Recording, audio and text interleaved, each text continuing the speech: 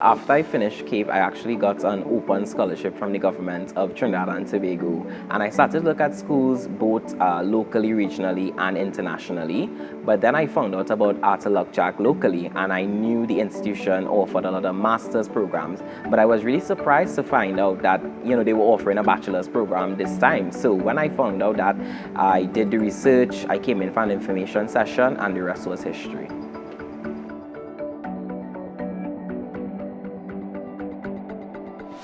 So I'm in my third year right now, and I'm really excited for the internship program that we have in the summer.